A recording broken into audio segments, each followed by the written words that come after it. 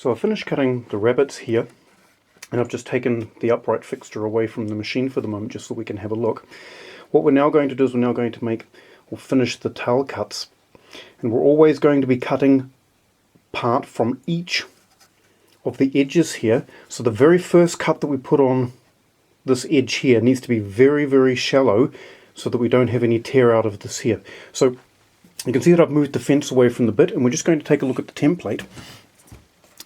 This is the template that we put in earlier on. That's the number there.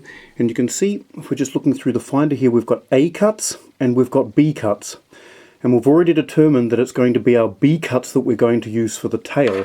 So when we do the tail, I'll just move over here. The tail is going to be in this zone. This is what we're going to cut for the B cuts, in this zone in blue here. So what we want to do is we want to bring the fence very, very close to the bit. And what I'm going to do is I'm going to take a piece of wood here, and I really want that fence locked right up against that piece of wood.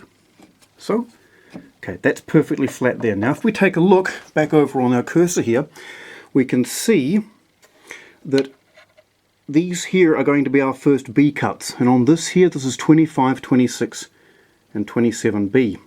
Now what I'm going to do is I'm going to lock the clamp up just to the semi-closed position, and for our first scoring pass, all I want to do is just take the micro adjuster and pull it back about 5 or 6 clicks. You can see with my piece of wood I've got a little bit of movement now. That's going to make a very, very shallow pass. And then when we go to start doing the first of the tail cuts, we're going to be using this complete B section here. Okay, so I'll just put the camera back on. We'll lock that up, and then we'll start making some cuts.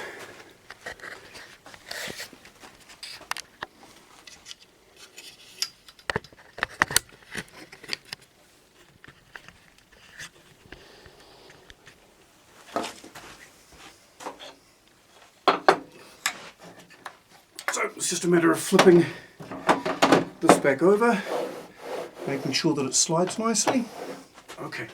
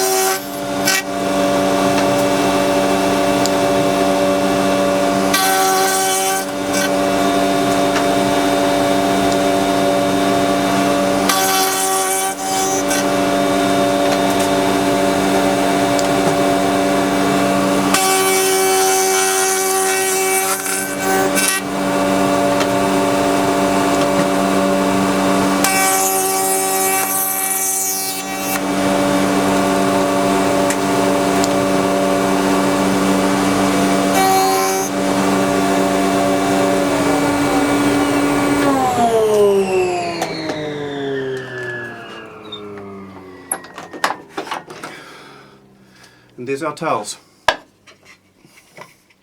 So you can see with the template that we've used, we've got 3 quite small tails, and on our matching piece for the other side we're going to have 1, 2, 3, 4 rather large pins. Okay.